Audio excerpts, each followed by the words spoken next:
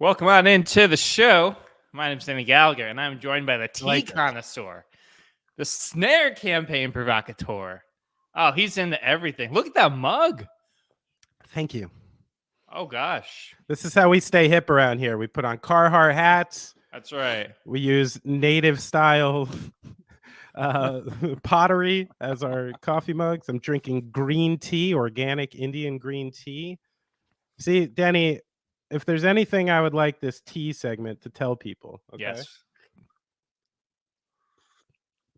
is that you don't always have to go on antibiotics right away. You know what I Okay. mean?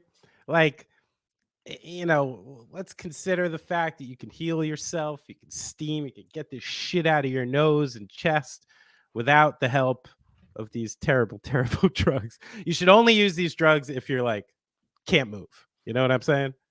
I'm a big fan of the drugs. And I love that we started this whole thing. I put it out on all the social platforms. We had a couple of viewers tune in, and then we started talking about tea, and everybody jumped off the program. Of course. But, Benny, we have a big show today. Friend of the show, Cody Sharrett, joining the program from Qatar. Wow. He is the U.S. men's national team and really U.S. soccer. He is the king of the Twitter fingers over there. We got boots on the ground in Qatar. Infiltrating the New Jersey heavy U.S. The tune-up has infiltrated Qatar. I love it. Wow. Not many people can say that. Are we allowed? Not even Budweiser can say that, and they pay the money. Should I be careful? I don't want to get this kid brown bagged, man. Yeah, we'll be good. We'll be good. I'm not going to say anything. I won't say anything too bad for Cody's sake. Oh, man. But what's up with you, dude? What is on the docket for you today? What's top of mind? You know what? I got a lot of drum stuff to work on. The Gaslight stuff is ramping up. And you know what I need? I need ideas. So I'm in a creative process right now of like, it's strange. Once a record starts being worked on, I listen to music completely differently.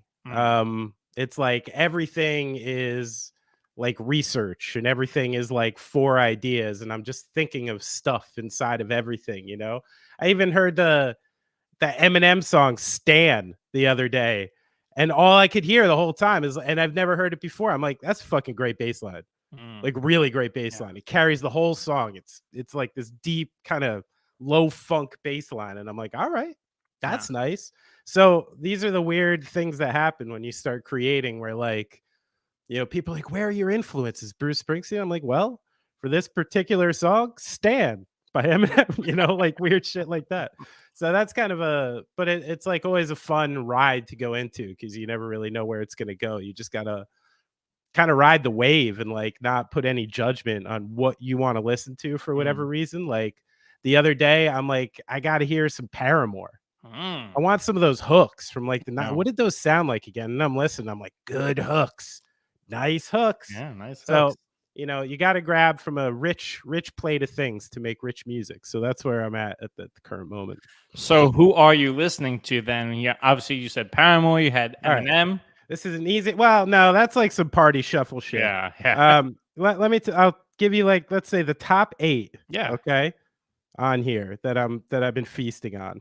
We got The Smile, which is the new project from Tom York and those guys. It's really great, really interesting.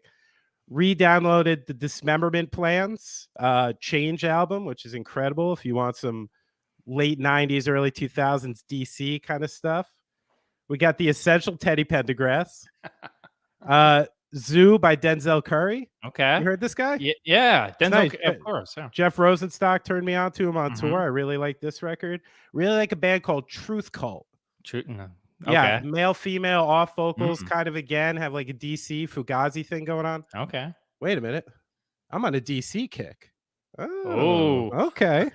That's interesting to see. Scott Van Pelt's going to be on the next album with you. That's right. And just because they've been announcing shows and stuff, I'm listening to a lot of Botch again, who is one of my favorite heavy bands from back in the day and a hugely influential band. Yeah. Like one of those ones that if you go back in the chronology of things started a lot of a lot of dominoes that wound up where we are today, and they're playing shows again. I'm thinking about taking a family trip to Seattle in February to go see him. That's how much I like this band. So been revisiting some Botch. We're all over the place these days, you know. You a Thundercat guy? You know, I haven't listened to his album. The only stuff I know is from the Silk Sonic record. Oh yeah, which is very cool. But I haven't listened to his solo stuff yet. Wait, I don't think I told you this because we were off. When I was in LA, I was driving down Sunset Boulevard, and guess who I pull up to at a stoplight? Thundercat? Anderson .Paak. No kidding. And it's as cool as you would. What was he driving? What was he driving? It was like one of those like mint classic cars, big headlights, kind of like like the Entourage car. Like a boat though, like a Buick or something. Yeah, okay. And he's just bumping tunes. It's everything I wanted that interaction to be, even though I didn't say hi. Tell me one thing. I got to know 2 details about this, and I hope you can tell me them. Yeah. What was the interior like? Ooh, and what was he wearing? Leather. No, what color? What color? Oh, white. And he's got the cap. He had the cap on. He had the sunglasses and everything. That's how I knew it was him. The cap and the sunglasses. I'm on fire. I'm on fire. Oh, I got the vapors. Oh, Benny. Well, you want to know something? You know what segment has the vapors every single week? I don't know. You're turning me on, though. Oh, I'm turning you on all the way. It's This Day in Music History.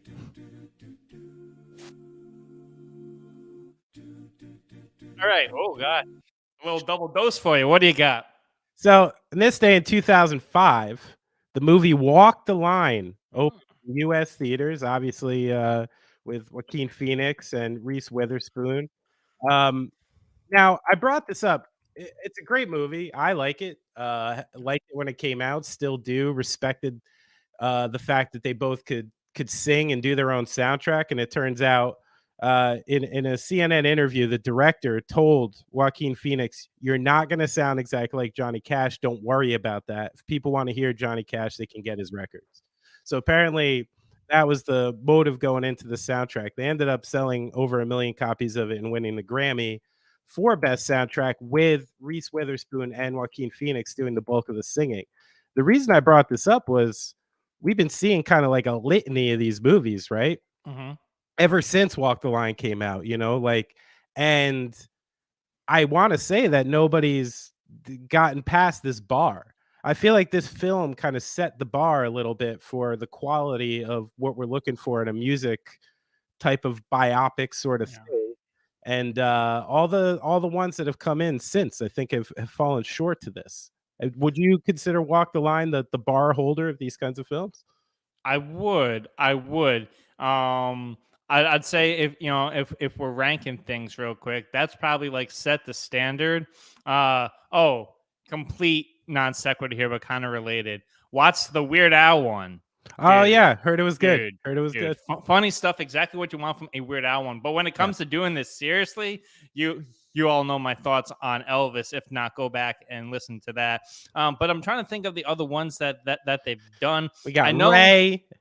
Ray was good. Ray was good. Very good. Ray. Elton John, okay. The Rocket Man. We got. Queen was Queen, not just Freddie Mercury. So I don't want to say that one, even though it was the bulk of him. There is a Grateful Dead one coming out. I believe Scorsese is producing it, and Jonah Hill as Jerry Garcia. We've talked about. Yeah. Hopefully that's good.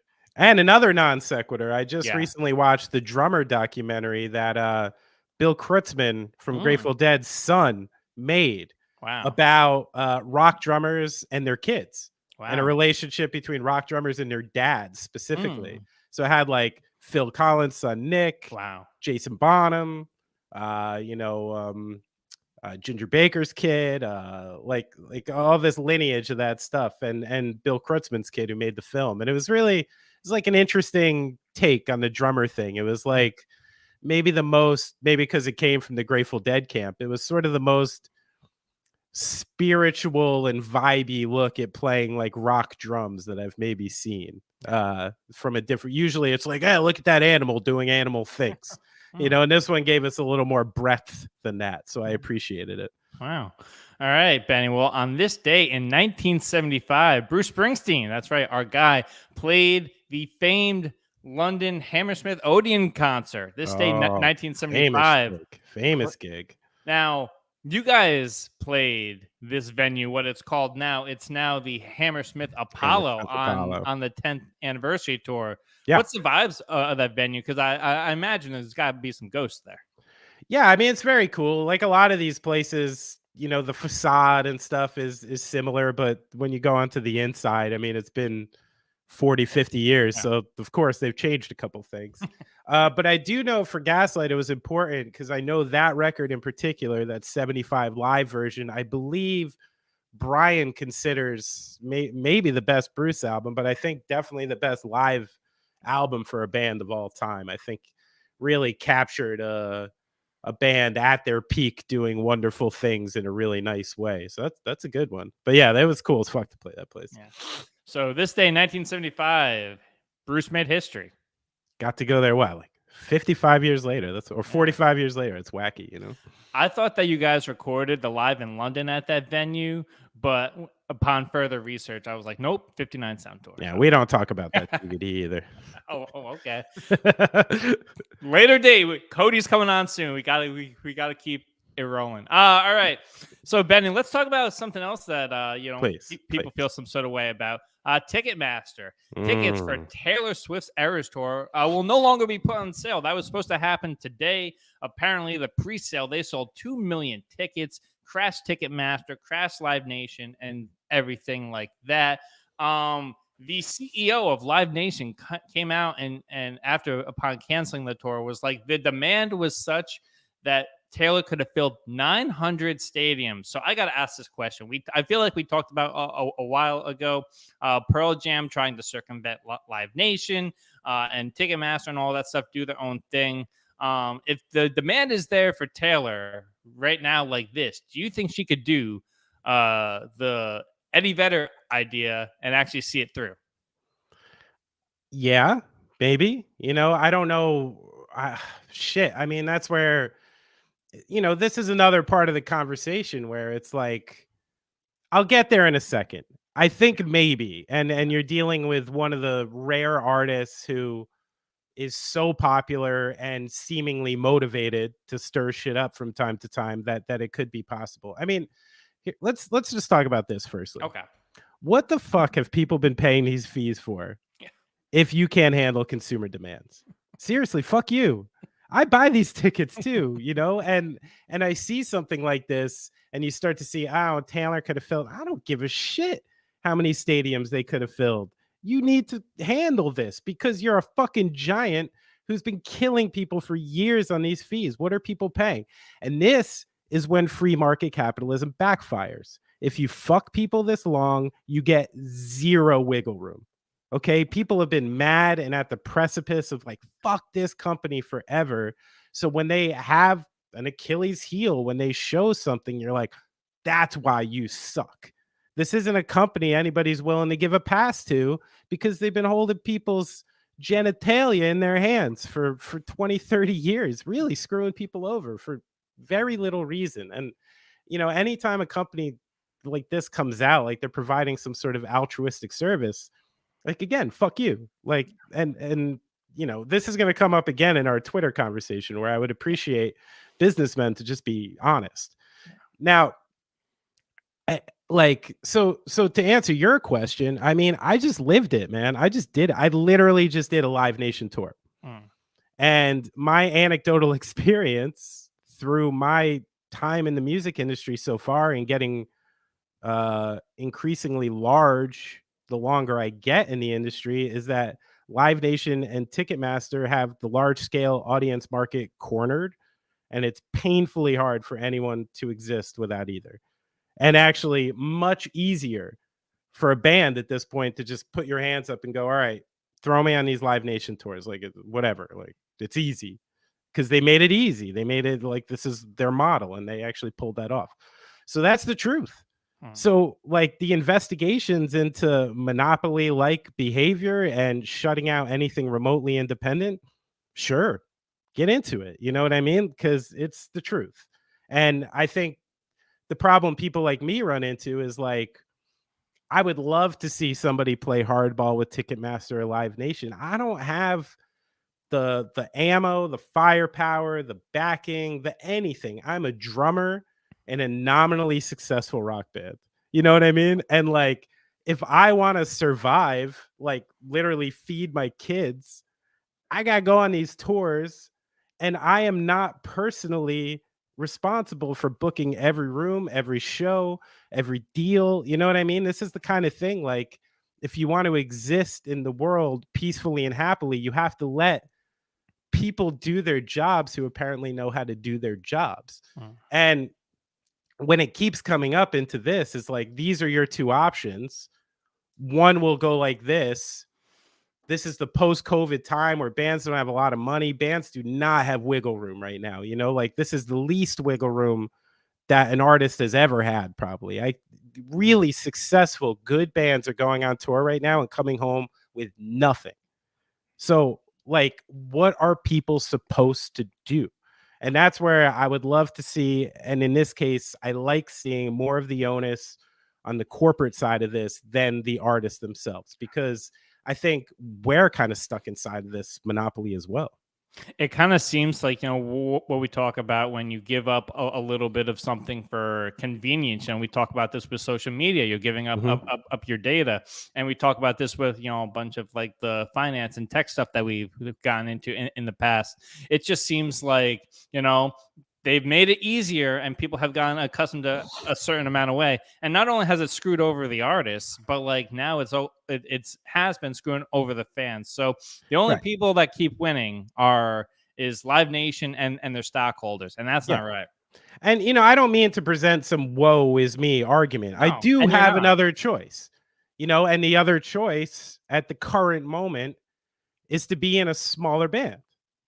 Which is okay. You know what I mean? Like, you can make a very, very successful living doing what you want to do and being independent and doing it. But it's a lot more work for someone. Someone in the band all of a sudden has to be a day-to-day full-time manager, somebody who's seeing this thing through end to end and probably losing money off the top doing so. And not every band and not every artist has the liberty to do all that, especially someone who gets a call every couple months who's like, hey, I got a tour for you. They're like, I don't give a shit who's putting on this tour. I got to fucking leave home and make money. Yeah.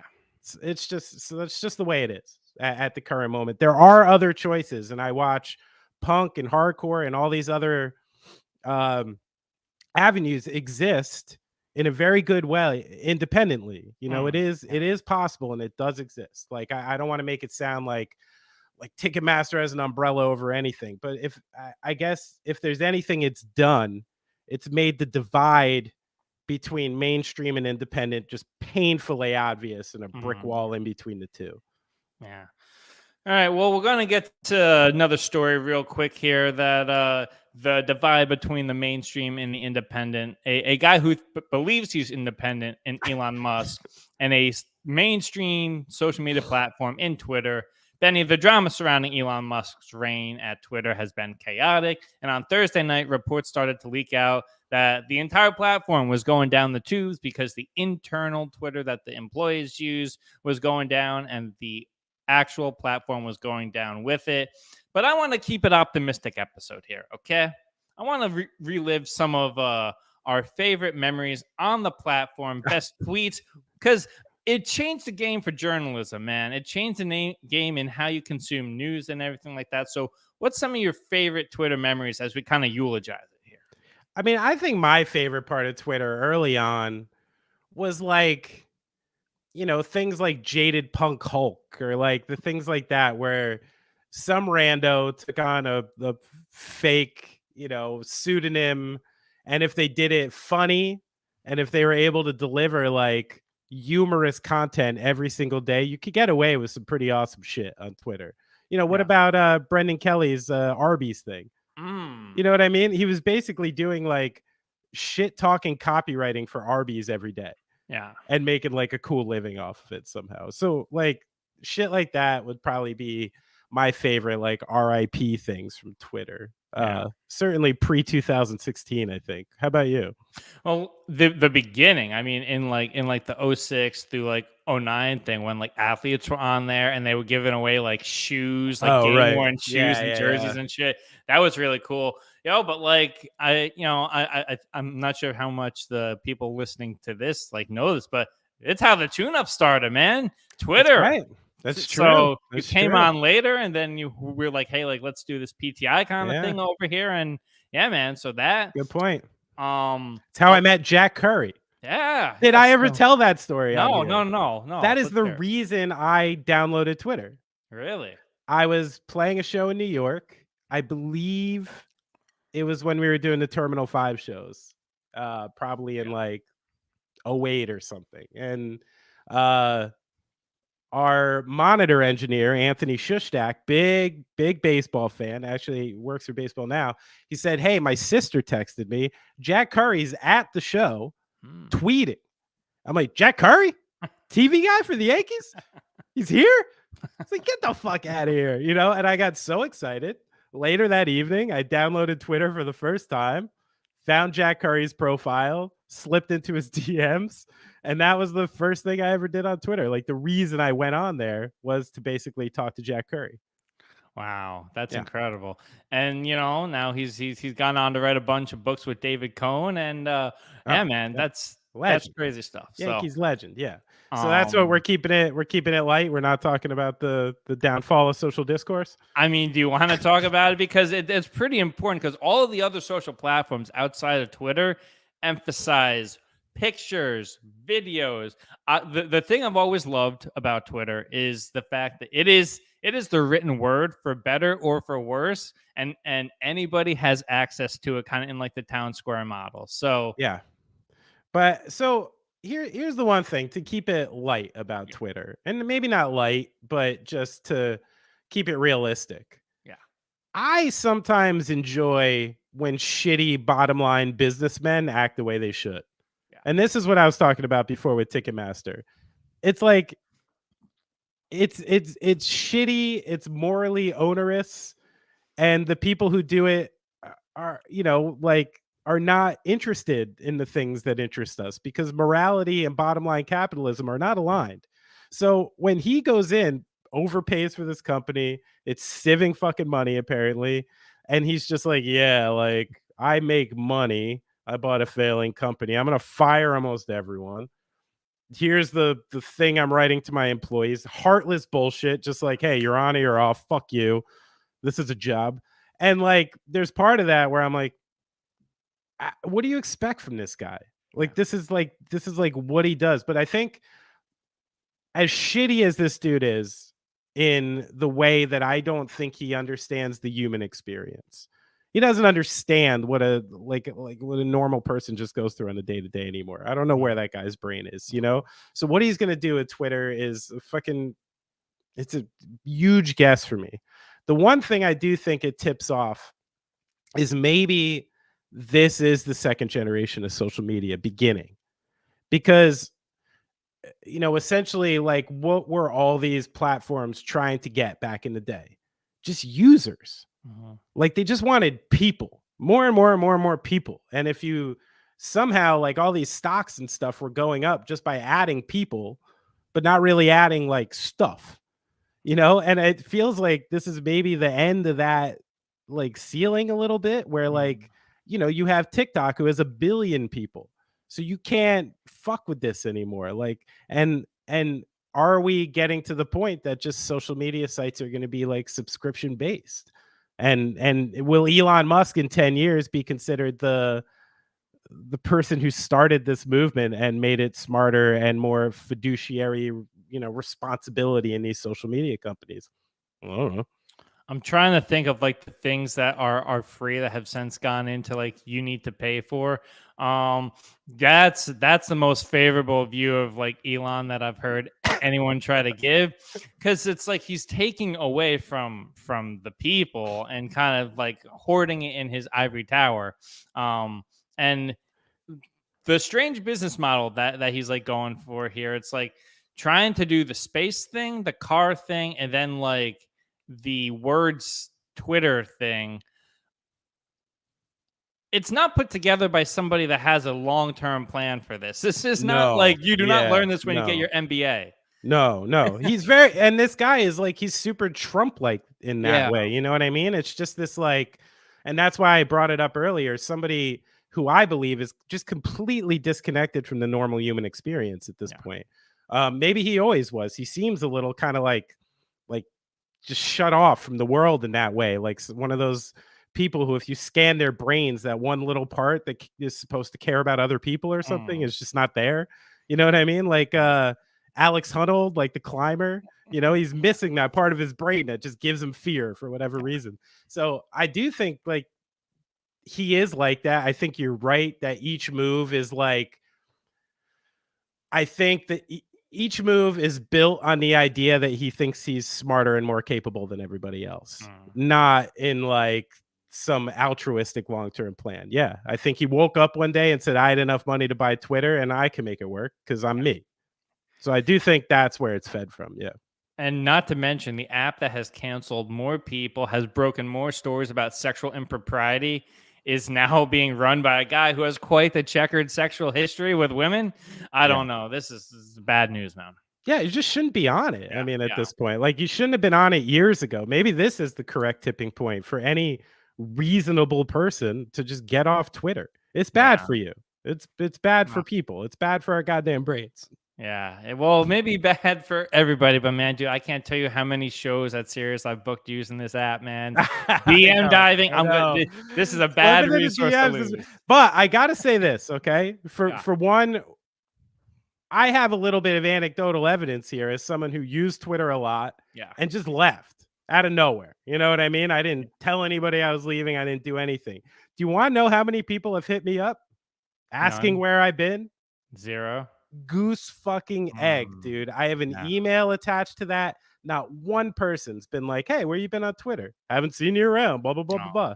So I really do think a lot of the idea that you're there and you're filling some thing that actually needs to be filled is, I believe, completely artificial.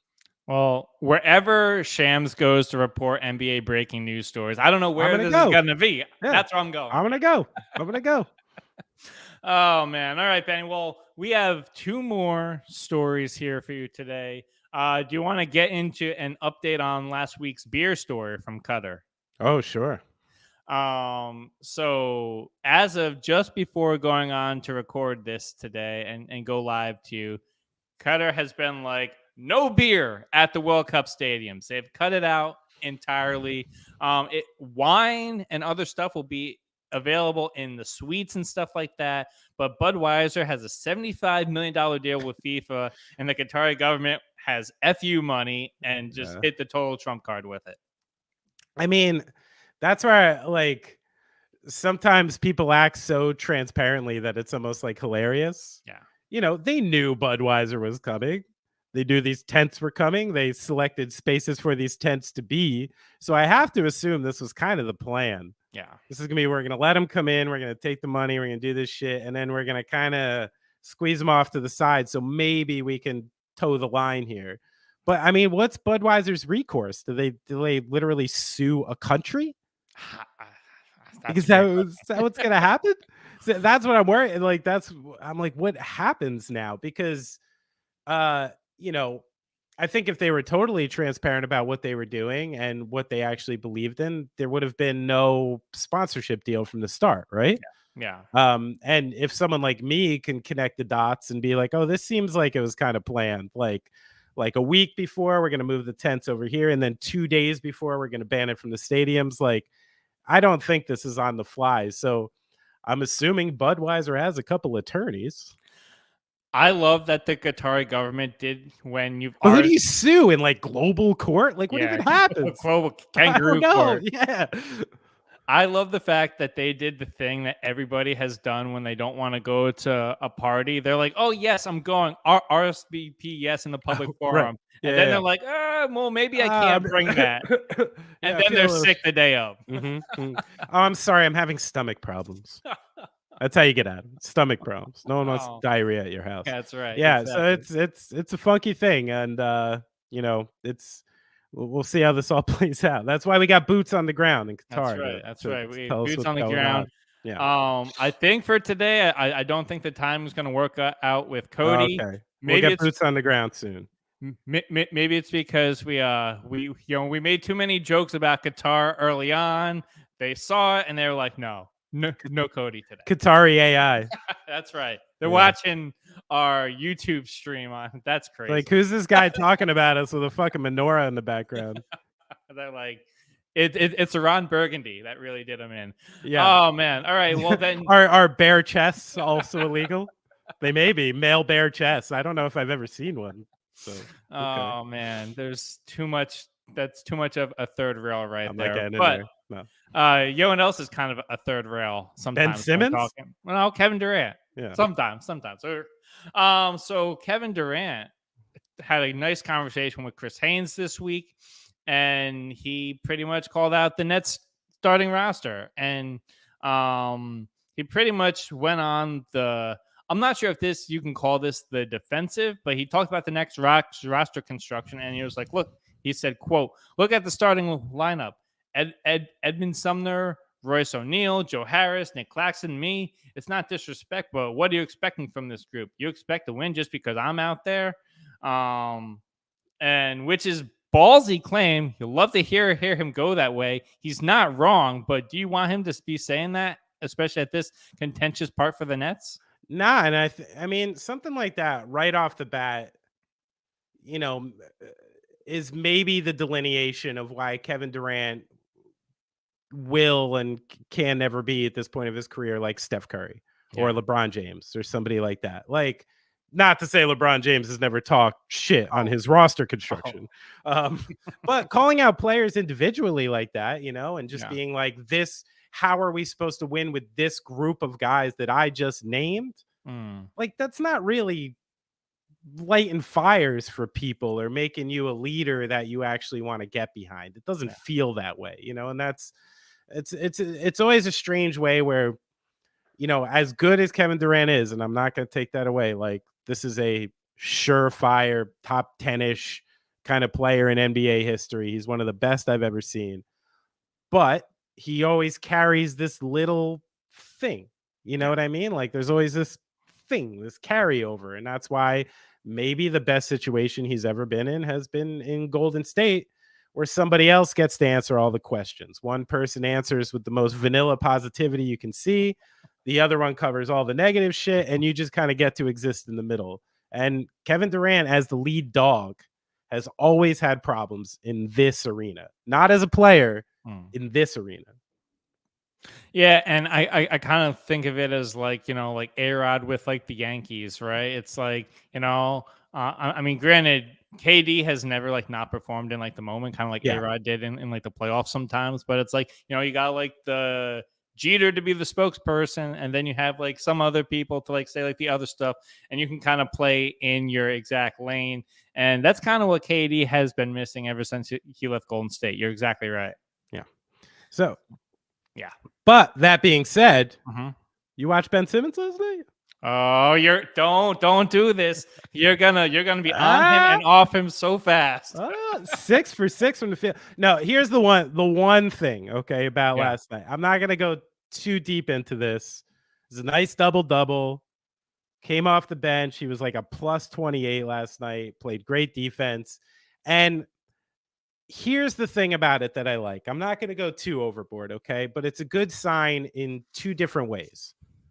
One is the fact that he has been his feet on the coals the most in the last few months, more in the last few days than he has in the last few months. So the idea that instead of cowering back, you actually answer, like, hey, I am still this person. I'm going to show you I am this person. I'm going to show you the motor I'm still capable of. I like that. I like the fact that it felt like, hey, I'm listening to you and I still have something to prove. I like that. And I like seeing that. So on that edge, it's good. Then on the other side where it's good is he was intentionally fouled. They tried the hack a Ben thing last night. He was playing really well. They wanted him off the floor, so they started fouling him. He immediately answered with 3 or 4 from the line and looked pretty comfortable doing so.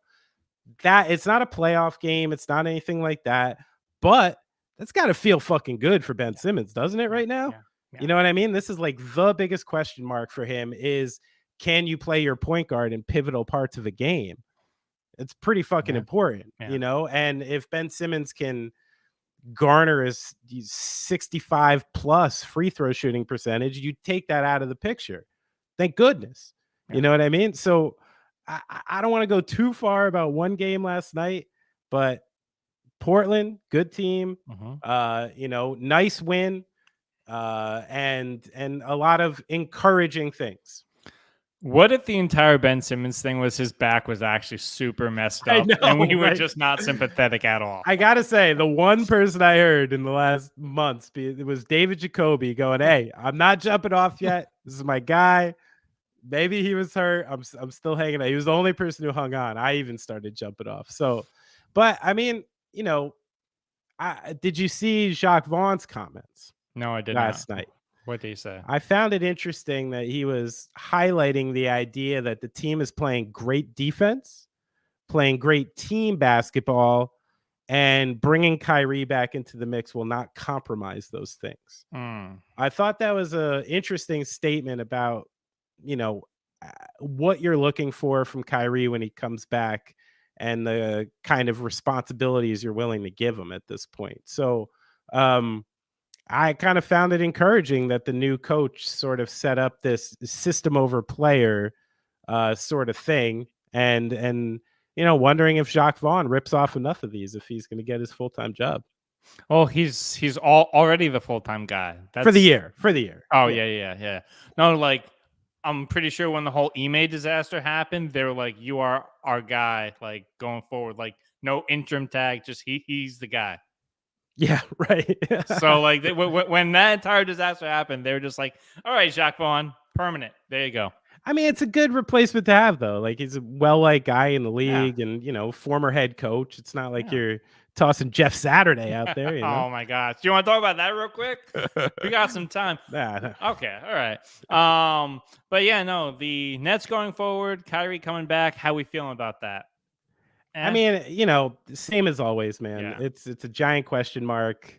You like what you see one night, you despair at what you see the other night. So until anything with some length and some, you know, starts to show up, I have zero expectations from this team. I mean, if you asked me 3 days ago, I would have said 100% you should start blowing it up. Yeah. I maybe still think that, you know, like I'm not totally off this train because you ripped off a nice win in Portland that you know, and Ben Simmons played one adequate game this year that we're jumping off this train. I'm very impressed with some of the teams in the East. I think the Bucks look great. I think Boston looks great. I think Cleveland, when they're putting everyone out there, looks great. And even with this team clicking on all cylinders, I question if they can get over these teams in the East. I'm going to need to see a lot more before I get off the blow it up train. All right. Well, you brought up the Bucks. I'm very worried about Chris Middleton. I feel like he had another setback. The timetable was always going to be like the beginning of November. Now it's closer into Joe Ingles territory. We're like into early December. And they've kind of been mum about the whole thing as they shop Grayson Allen, trying to find a defensive-minded front court option. So yeah, I'm just, you know, I'd love to know more clarity, but the Bucks keep things under wraps with stuff like that. Yeah, and I mean, it's one part about it that's a little concerning is, you know, a lot of the stuff I hear out of Milwaukee is like, oh, they took a tough loss. This is that, you know, this. But you know, it's gonna look different when Middleton's out there. I feel like I've been hearing that for a while now, like 6 months. You know, and I heard that, you know, that's kind of the, you know, was the go-to, you know, get out of jail card for their, you know, not getting past Boston last year. It's turning into the go out of jail card anytime they struggle this season. So I'm starting to, I'm like, when are you going to get Chris Middleton out there? And is he that important? to that team. Like, I mean, you watch him a lot more. Is he that important? I mean, and it seems from all the plus minus stuff that the guy you can't lose on the Bucks is Brook Lopez. Yeah, as far as their defense goes and stuff. So, I think that's actually like a strangely concerning and maybe overblown part of the Bucks thing is this whole like just wait till we get Chris Middleton back. Kind of thing, I'm more excited personally because we know what the Bucks look like with a healthy Chris Middleton. I'm excited to see when you get Joe Ingles in the fold, and if that's why they're shopping Grayson, because Grayson's the best shooter on the team percentage wise right now. So they're like, all right, we need a little bit more on the defensive end. Plus, Marjan Beauchamp has looked great so far. Good rookie. So a lot of positives, even though they're missing Middleton. Can you believe I had a Marjan Beauchamp fantasy basketball pickup this week? Oh, it didn't go so well. In our league? Yes. Oh, yeah. Dude, never draft old in fantasy. This week, brutal. Chris Paul, LeBron, Zion, all out. I'm getting smoked. I hear you, bro. I got Kawhi Leonard and Cade Cunningham in a league with no IR slot. Thank you, Jeff Rosenstock. God damn it. Oof. Oh, man. All right. Well, there are plenty of ways to get in contact with the show. The tuneuppodcast@gmail.com. We've got a lot of great things coming up on the YouTube channel over the course of the World Cup. Benny, we are making the foray into 15-minute post-game shows after these games. That's right. I am going to watch soccer, a lot of it. We're going to watch the U.S. games and the England games, maybe have a friend of Benny's on the program to talk England. Oh man, you're not going to want to miss this. That guy's going to get fired up. Oh, Ian's going to come on. I'll say his name even though I haven't asked him yet. I'll say Ian Perkins will come on and talk about English football. Yes, Gaslight reunion right here. Tune up talking football, and a bunch of other surprise guests coming on after these U.S. games and whatever game we can get it together schedule wise to get on the old YouTube. So that's right. If you want to follow us, subscribe. Don't miss a thing. We're on the social platforms, Instagram and TikTok, TuneUp HQ. And if you want to follow the handle, I think the handle on YouTube, because they're doing that now, it's also the TuneUp HQ. Oh. Follow Benny on Instagram at Benny Horowitz. I'm at Deny Gallagher. Benny, you got anything else today? I love when you say TikTok. Oh, I love it. Are we going to get arrested soon? Dude. Qatar, TikTok? I don't know. The tune-up is getting controversial.